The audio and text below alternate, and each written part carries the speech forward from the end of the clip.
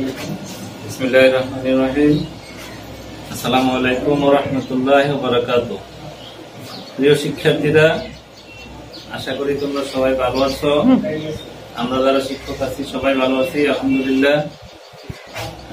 তোমরা এই মহামারীর সময়ে আশা করি সবাই বাসায় অবস্থান করছো এবং স্বাস্থ্যবিধি মেনে বাসায় অবস্থান করতেছো, এবং যারা বাইরে বের হও তারাও আশা করি স্বাস্থ্যবিধি মেনে চলছো। যারা বাইরে বের হবে মাস্ক ব্যবহার করবে আর নিরাপদ দূরত্ব বজায় রাখবে, ঠিক আছে? আর খুব প্রয়োজন ছাড়া বাইরে বের হবে না। তো বাইরে বের হবে সবাই স্বাস্থ্যবিধি মেনে চলবে। আর যদি কেউ অসুস্থ হও তাহলে খুব দ্রুত ডাক্তারের সাথে যোগাযোগ করবে। আশা করি সবাই ভালো আছো। এই মহামারীর মধ্যে সারা বিশ্বে মহামারী চলছে। আমাদের শিক্ষা প্রতিষ্ঠান মার্চ মাস থেকে এই অক্টোবরের 31 তারিখ পর্যন্ত বন্ধ আছে। এই যার কারণে মহামারীর কারণে আমাদের এই শিক্ষা প্রতিষ্ঠান বন্ধ। আশা করি তোমরা সবাই বাসায় অবস্থান করছো। এখন আমরা যেহেতু ক্লাস বন্ধ, তোমাদের ক্লাসের সমস্যা হচ্ছে, স্কুল বন্ধ, এজন্য আমরা অনলাইনে দাউদকান্দি অনলাইন স্কুলে ক্লাসগুলো আমরা সব শিক্ষকরাই করতেছি। তোমরা এগুলো দেখবে, তাহলে তোমরা উপকৃত হবে, তাহলে লেখাপড়াটা তোমাদের চালু থাকবে। আশা করি সবাই ক্লাসগুলো দেখবে, নিয়মিত ক্লাসগুলো দেখবে। নিয়মিত ক্লাসগুলো আমরা করতেছি। আসো, আজকে আমি 10ম শ্রেণীর আর্টস এবং কমার্সের বিজ্ঞান নিয়ে হাজির হয়েছি। আজকে আমরা এই পাঠ থেকে পড়ব 7ম অধ্যায়, 10ম শ্রেণী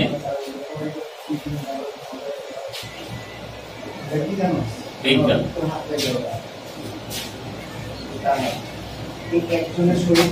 সপ্তম অধ্যায় নিয়ে আজকে আমরা কিছু আলোচনা করব।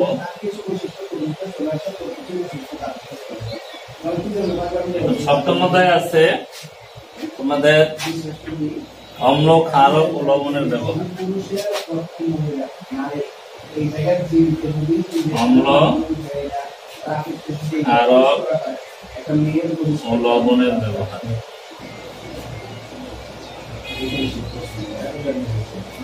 আজকে আমরা যেগুলো শিখবো, অম্ল হচ্ছে অ্যাসিড। আমরা আজকে এই অম্ল নিয়ে আলোচনা করব। অম্ল কি, তারপরে তোমার অম্লের ব্যবহার, কিছু আছে অপব্যবহার, এগুলো নিয়ে আমরা আজকে আলোচনা করবো। আজকে আমরা ক্লাসে কি কি আলোচনা করবো ধারাবাহিকভাবে জেনে নেই। অ্যাসিড কি, অ্যাসিড সম্পর্কে জানবো, অর্থাৎ অ্যাসিড অথবা অম্ল। 2 নম্বরে জানবো অ্যাসিডের ব্যবহার।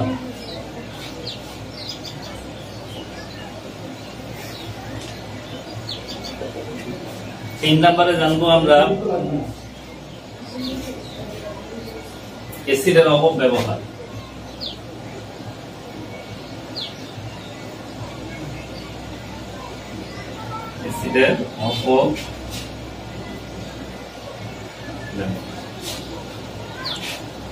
3টা জিনিস নিয়ে আজকে আমরা আলোচনা করব। একটা হচ্ছে অ্যাসিড, একটা হচ্ছে অ্যাসিডের ব্যবহার, একটা হচ্ছে অ্যাসিডের অপব্যবহার। তো আমরা আস্তে আস্তে জানি কি কি। এখন দেখো, প্রথমে আমরা জানবো অ্যাসিড কি। তোমরা 8ম শ্রেণীতে পড়েছো অ্যাসিড কি।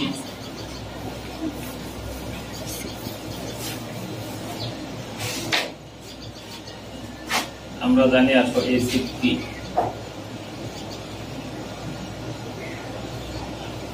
অষ্টম শ্রেণীতে আমরা বলেছি অ্যাসিড কি, কোন যৌগকে যদি পানিতে যোগ করা হয়, ওই যৌগটা যদি পানিতে H+ আয়ন দিতে পারে, অর্থাৎ একটা যৌগ, যে কোনো রাসায়নিক যৌগকে তুমি যদি পানিতে মিক্স করো, ওই যৌগটা যদি পানিতে মিক্স হওয়ার পরে ভেঙে যায়, ভেঙে শুধু H+ আয়ন দিতে পারে, তাকে অ্যাসিড বলে। এটা হচ্ছে অ্যাসিডের আধুনিক সংজ্ঞা। কোন যৌগের অণুতে তোমার প্রতিস্থাপনীয় হাইড্রোজেন থাকে এবং এই প্রতিস্থাপনীয় হাইড্রোজেনকে ধাতু ও ধাতু ক্রিয়াশীল মূলক দ্বারা আংশিক বা সম্পূর্ণরূপে প্রতিস্থাপন করা যায়, তাকে বলে অ্যাসিড। এটা ছিল অ্যাসিডের আগের সংজ্ঞা।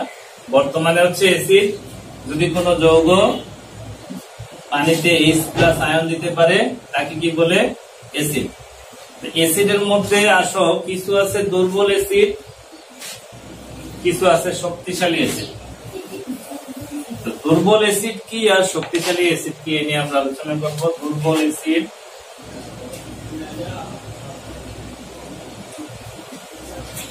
আর হচ্ছে তোমার শক্তিশালী অ্যাসিড।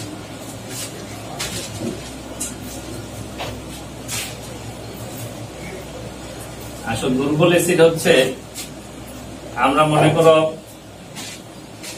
একটা যৌগকে যখন নাকি পানিতে যোগ করব তখন যৌগটা বিয়োজিত হয় অর্থাৎ ভাঙ্গে। তো এই যৌগের মধ্যে যতগুলো অণু আছে সবগুলো যদি না ভাঙ্গে, অর্থাৎ তোমার কোন যৌগ যদি পানিতে কম পরিমাণে H প্লাস আয়ন দেয় তাকে বলে দুর্বল অ্যাসিড। আর কোন যৌগ যদি পানিতে সবগুলো অণু যদি ওই যৌগের সবগুলো অণু যদি বিয়োজিত হয়, অর্থাৎ H প্লাস আয়ন যদি বেশি দেয় তাকে বলে শক্তিশালী অ্যাসিড। তো দুর্বল অ্যাসিড কোনগুলি? দুর্বল অ্যাসিড গুলো হচ্ছে সাধারণত জৈব অ্যাসিড গুলি। জৈব অ্যাসিড কোথায় পাওয়া যায়? জৈব অ্যাসিড মনে করো যে যেমন আমরা আম, তারপরে কমলা লেবু, তারপরে তোমার মনে করো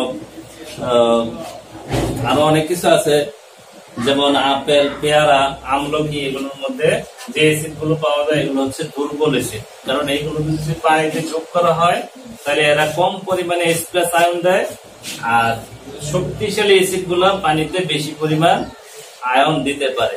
তো কিছু কিছু অ্যাসিড আছে তোমার যদি জৈব অ্যাসিড না হয়, যেমন H2CO3 কার্বনিক অ্যাসিড, এই অ্যাসিডটা যদিও জৈব অ্যাসিড না কিন্তু এটা কিন্তু দুর্বল অ্যাসিড, এটা পানিতে কম পরিমাণে H প্লাস আয়ন দিতে পারে। তো তোমরা সাধারণত আমরা জৈব অ্যাসিড গুলো হচ্ছে দুর্বল অ্যাসিড, আর কিছু আছে খনিজ অ্যাসিড, এগুলোরে মিনারেল অ্যাসিড বলে, খনিজ অ্যাসিড। এই অ্যাসিড গুলো সাধারণত তোমার শক্তিশালী অ্যাসিড।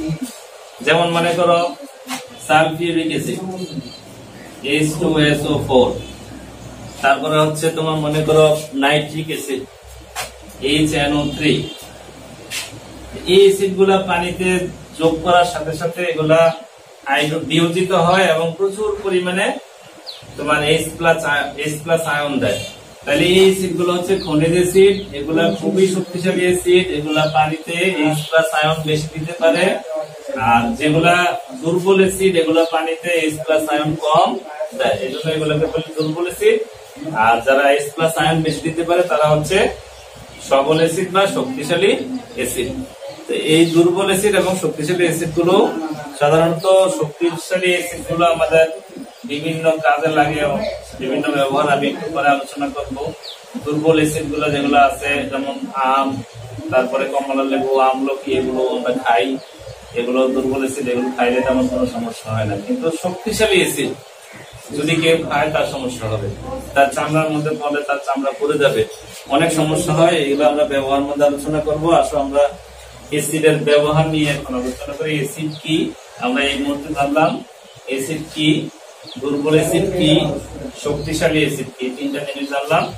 এখন আসো আমরা আলোচনা করব অ্যাসিডের ব্যবহার নিয়ে।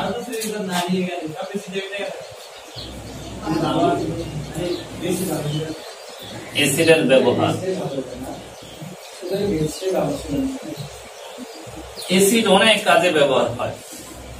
তো দেখো মাঝে মধ্যে তোমাদেরকে, তোমরা হয়তো বলতা চিনো, বলতা, তারপরে বিচ্ছু, এগুলো যখন কামড় দেয় তখন আমাদের অনেক জ্বালা করে।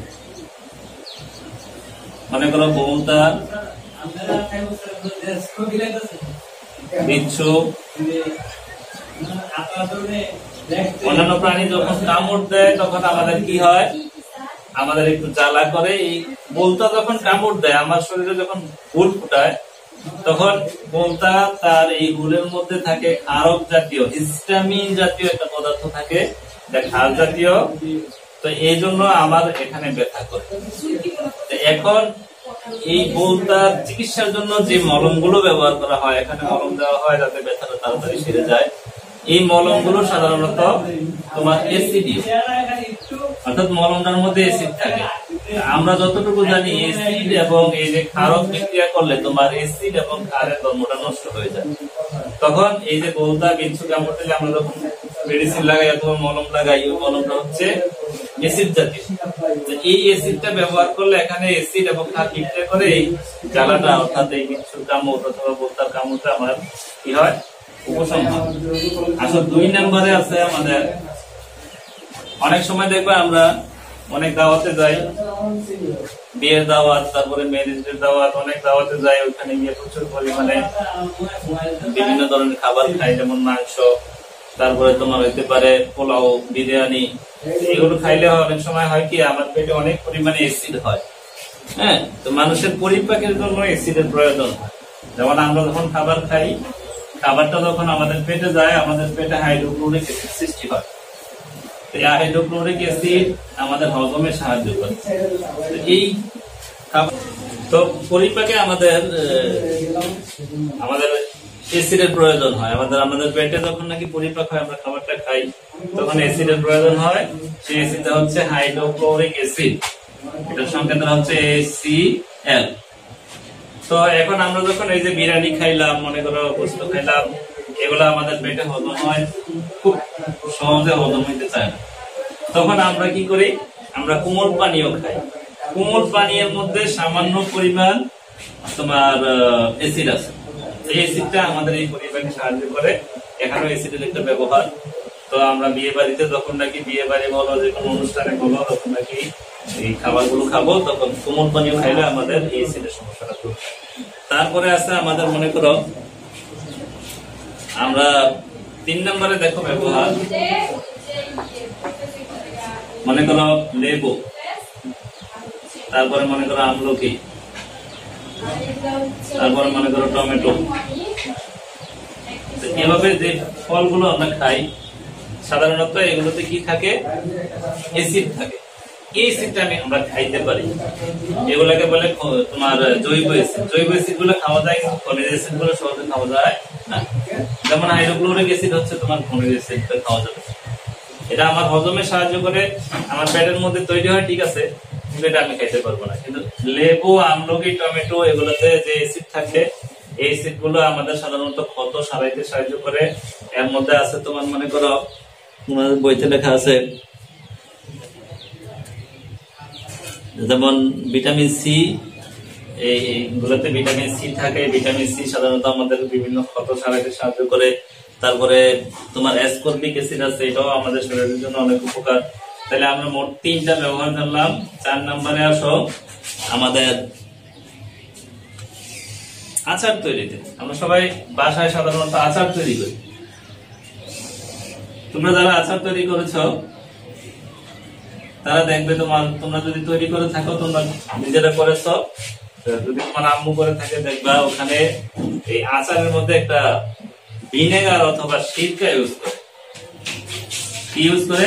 সিরকা। এই সিরকাটা হচ্ছে তোমার অ্যাসিড, এটা হচ্ছে অ্যাসিটিক অ্যাসিড। আমরা বলি সিরকা, ভিনেগার, এক একজনে এক এক নাম বলে। এগুলো বাজারে কিনতে পাওয়া যায়। আচারটা তৈরি করে রাখলে, এভাবে নরমালি যদি রাখো তাহলে নষ্ট হয়ে যায়। যদি তুমি ভিনেগার ইউজ করো, অর্থাৎ অ্যাসিডিক অ্যাসিডের জলীয় দ্রবণ যদি ইউজ করো, তাহলে আচারটা কি থাকে, ভালো থাকে। এখানেও অ্যাসিডের একটা ব্যবহার আমরা শিখলাম। 5 নম্বরে আসো আমাদের, অনেক সময় আমরা কেক বানাই, বিস্কুট বানাই, রুটি বানাই। কেক, বিস্কুট, রুটি, অনেক সময় দেখো নরমালি এগুলা ফুলে না, তখন এর মধ্যে আমি বাজার থেকে কিনে বেকিং পাউডার নামে, অর্থাৎ বেকিং সোডা আছে একটা, এই বেকিং সোডা পাউডারটা দিলে এই কেক, বিস্কুট, রুটি ফুলে। কারণ হচ্ছে এখানে তোমার এই বেকিং পাউডারে যে ইয়েগুলো থাকে, সেটা হচ্ছে তোমার সোডা ব্যবহার করা হয়। এর মধ্যে যেটা বাংলে কার্বন ডাই অক্সাইড তৈরি হয়, এই কার্বন ডাই অক্সাইডটা এই কেক, বিস্কুট, রুটি এগুলাকে ফুলাতে সাহায্য করে। এটাও একটা অ্যাসিডের ব্যবহার। দেখো এরপরে আছে তোমাদের বাসা টয়লেট ক্লিনার। আমরা সাধারণত টয়লেট ক্লিন করি এগুলা টয়লেট ক্লিন করার সময় যে টয়লেট ক্লিনার গুলো বানানো হয় এগুলো সাধারণত এসিড থেকে বানানো হয়। এসিড গুলো হচ্ছে তোমার মনে করো হাইড্রোক্লোরিক অ্যাসিড, নাইট্রিক অ্যাসিড, এগুলো থেকে এই টয়লেট ক্লিনার গুলো বানানো হয়। তো এটাও একটা এসিডের ব্যবহার। টয়লেট ক্লিনার গুলো যখন তৈরি করে বিভিন্ন কোম্পানি, তারা এসিড থেকে এই ক্লিনার গুলো তৈরি করে, তখন এই বাথরুম এটাও একটা এসিডের ব্যবহার। তারপরে দেখো আমরা বাসা বাড়িতে যখন নাকি আইপিএস ব্যবহার করি, আইপিএস সাধারণত কারেন্ট চলে গেলে আমরা আইপিএস ব্যবহার করি। ওখানে একটা ব্যাটারি আছে, ও ব্যাটারির মধ্যে তোমার একটা অ্যাসিড ব্যবহার করা হয়, অ্যাসিডটার নাম হচ্ছে সালফিউরিক অ্যাসিড। তো এখানে আইপিএস এর মধ্যে আমাদের অ্যাসিডের ব্যবহার আছে। তারপরে আসো আমরা 8 নম্বর ব্যবহার হচ্ছে আমরা বিভিন্ন ফসল উৎপাদনের জন্য সার ব্যবহার করি, অ্যামোনিয়াম ফসফেট, অ্যামোনিয়াম সালফেট, তারপরে অ্যামোনিয়াম নাইট্রেট, এগুলো যেমন nitric acid, sulphuric acid, phosphoric acid থেকে তৈরি হয়। তো অ্যাসিড থেকে সাধারণত এগুলো তৈরি হয়। তাহলে অ্যাসিডের ব্যবহার গুলো আমরা অনেক কাজে ব্যবহার হয়। তোমরা যখন বড় হবে আরো উপরে যাবে, আরো অনেক কিছু জানতে পারবে। তো সাধারণত অ্যাসিডের ব্যবহার যেমন বলতা বিচ্ছু কামড় দিলে, তারপরে তোমরা যখন নাকি বিভিন্ন অনুষ্ঠানে যাও কোমল পানীয় খাও, তারপরে যেমন লেবু, আমলকি, টমেটো, এগুলোতে জৈব অ্যাসিড থাকে, এগুলো আমরা খাই। আচার তৈরিতে আমরা অ্যাসিড ব্যবহার করি, কেক, বিস্কুট, রুটি ফোলাতে আমরা অ্যাসিড ব্যবহার করি, টয়লেট ক্লিনার তৈরি করতে অ্যাসিড ব্যবহার করা হয়, আইপিএস এর ব্যাটারিতে অ্যাসিড ব্যবহার করা হয় যেমন সালফিউরিক অ্যাসিড। তারপরে বিভিন্ন কৃষি ক্ষেত্রে তোমার যে সার ব্যবহার করা হয়, এই সারগুলো তো সাধারণত যে সারগুলো তৈরি করে এই সারগুলো অ্যাসিড থেকে তৈরি করে। এই হচ্ছে মোটামুটি অ্যাসিডের ব্যবহার। এখন আসো অ্যাসিড কি আমরা জানলাম, অ্যাসিডের ব্যবহার জানলাম। এখন আসো অ্যাসিডের অপব্যবহারটা আমরা জানলাম। আমি জায়গা অ্যাসিডের অপব্যবহার এখন আমরা করব। এখানে আমি লিখে দিলাম অপব্যবহার। আচ্ছা, অ্যাসিড ব্যবহার শিখলাম আমরা। অ্যাসিড অনেক কাজে আমাদের লাগে। মনে করো যে দেখো কেক ফোলাতে, বিস্কুট, রুটি ফোলাতে অ্যাসিড আমরা খাই। তারপরে মনে করো বিভিন্ন কীটনাশক তৈরি করতে অ্যাসিড প্রয়োজন হয়, বিভিন্ন টয়লেট ক্লিনার, তারপরে সার তৈরিতে অ্যাসিড ব্যবহার হয়। এখন এটা হচ্ছে অ্যাসিডের ব্যবহার। অ্যাসিডের অপব্যবহারটা কি? আমি তোমাদেরকে প্রথমে বলেছি অ্যাসিড একটা আছে দুর্বল অ্যাসিড, যে অ্যাসিডটা মানুষের ক্ষতি করতে পারে না। আরেকটা আছে সবল অ্যাসিড অথবা তোমার শক্তিশালী অ্যাসিড। শক্তিশালী অ্যাসিড, এই শক্তিশালী অ্যাসিড গুলো মানুষের একটু ক্ষতি করে। মনে করো যে কারো উপরে এই একটা অ্যাসিড পড়লো, তার চামড়াটা পুড়ে যায়। অনেক সময় দেখা যায় মনে করো তোমার হাতে লাগছে, হাতটা পুড়ে গেছে, জ্বলসে যাবে, একেবারে পুড়ে যাবে, বিকৃত হয়ে যাবে। তো অ্যাসিডের অপব্যবহারটা কি? সাধারণত মনে করো সালফিউরিক অ্যাসিড, মনে করো একটা অ্যাসিড, এই অ্যাসিডটা খুবই মারাত্মক অ্যাসিড। এখন মনে করো এই অ্যাসিডটা কারো উপরে লাগলো, মনে করো আমার হাতে লাগলো, হাতটার সাথে সাথে পুড়ে যাবে, ঠিক আছে? তো এখন এই অ্যাসিড গুলা যেমন ব্যবহার আছে তেমনি আবার অপব্যবহারও আছে। তো অপব্যবহারটা হচ্ছে কিছু কিছু আমাদের সমাজে কিছু কিছু দুষ্কৃতিকারী আছে যারা এই অ্যাসিড গুলো কি করে শত্রুতা বশত আরেকজনকে মারে, যে তারে মাইরা আমি শেষ করে দেব, ঠিক আছে? তো কি করে তার হয় চেহারার মধ্যে মারে, না হয় শরীরের মধ্যে মারে, না হয় হাতের মধ্যে মারে। তখন তার যার চেহারার মধ্যে মারে তার চেহারা ঝলসে যায়, যার হাতের মধ্যে মারে তার হাত পুড়ে যায়, যার শরীরের মধ্যে মারে তার শরীর পুড়ে যায়, অর্থাৎ বিকৃত হয়ে যায়। এই অ্যাসিড সাধারণত যারা দুষ্কৃতিকারী সবচেয়ে এই পর্যন্ত তোমার সমীক্ষা দেখা গেছে যাদেরকে মারা হয় তারা হচ্ছে বিশেষ করে যারা নাকি স্কুল কলেজের ছাত্রী অথবা যারা নাকি গৃহবধূ, তাদেরকে মারা হয় বেশি। শত্রুতা বশত তাদেরকে মারলে তাদের চেহারা ঝলসে যায়। তো এতে কইরা যারা ক্ষতিগ্রস্ত হয়, যাকে মারা হয়েছে সেও ক্ষতিগ্রস্ত হয়, আর যে মারে সেও ক্ষতিগ্রস্ত হয়, ঠিক না? তো এই অ্যাসিডের দেখো এখন এই অ্যাসিডের কি, অ্যাসিডের আসলে অ্যাসিডটার ব্যবহার আছে, অপব্যবহার আছে। অপব্যবহারটা হচ্ছে এই দুষ্কৃতিকারীরা কি করে, তারা শত্রুতা বশত মানুষের উপরে মারলে মানুষের চেহারা ঝলসে যায়, অনেক কিছু অনেক ক্ষতি হয়। তো এইটা হচ্ছে অ্যাসিডের অপব্যবহার। এই শক্তিশালী অ্যাসিড গুলো সাধারণত বিশেষ করে বাংলাদেশে বিভিন্ন দেশে এই সালফিউরিক অ্যাসিডটাই তোমার কি করা হয়, একজনকে ছুড়ে মারা হয়। এটা অ্যাসিড একবারে তো পানির মতো পাতলা, দেখতে পানির মতো, তুমি যদি একটা কাঁচের বোতলে নিয়ে ওদের কারণে মারো, তার উপর পড়ার সাথে সাথে তার চেহারাটা ধসে যাবে, যেখানেই পড়ে সেখানে। তো আসো এই এসিড ছুঁলে কি শাস্তি, বাংলাদেশে কি শাস্তি আছে আমরা একটু জেনে নেই। নারী ও শিশু আইনের তোমার 1995 সালের আইন অনুযায়ী যদি কেউ এসিড মারে তার শাস্তি হচ্ছে, এসিড মারে শাস্তিটা কি দেখো,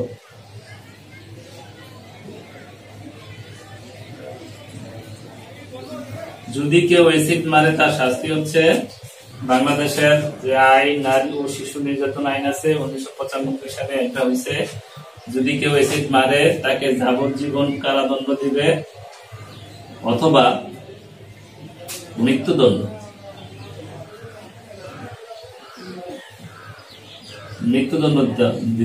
মৃত্যুদণ্ড পর্যন্ত হইতে পারে, ঠিক আছে?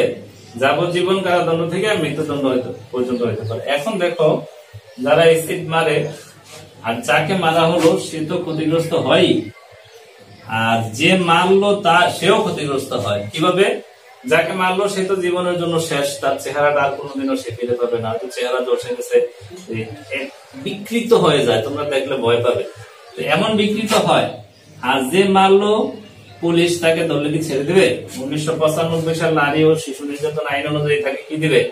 হয় সারা জীবনের জন্য জেলে রাখবে, আর না হয় ফাঁসির রশিতে তাকে ঝোলানো হবে, ঠিক আছে? তা আমরা এই জন্য আমাদের পরামর্শ হচ্ছে, এই বাংলাদেশে যারা এসিড বিক্রি করে, হ্যাঁ এসিড বিক্রি যারা করে তাদের জন্য একটা আইন থাকা দরকার, যেন সহজে এসিডটা না পাওয়া যায়। এসিড বিক্রির জন্য লাইসেন্স দরকার, লাইসেন্স যেন হয়, যারা নাকি দুষ্কৃতিকারী আছে তারা যেন কোনোভাবে গোপনে এসিড গুলো বিক্রি করতে না পারে। এই যে সবল এসিড গুলো আছে তাইলে আর মানুষের তেমন কোনো ক্ষতি হবে না, দুষ্কৃতিকারী যারা আছে তাদের হাতে এসিড গুলো যাবে না, তাইলে আমরা অনেকটা রক্ষা করতে পারবো। এই আইনগুলো যদি বাংলাদেশে থাকে তাইলে আমরা এসিড মারা থেকে রক্ষা পাবো।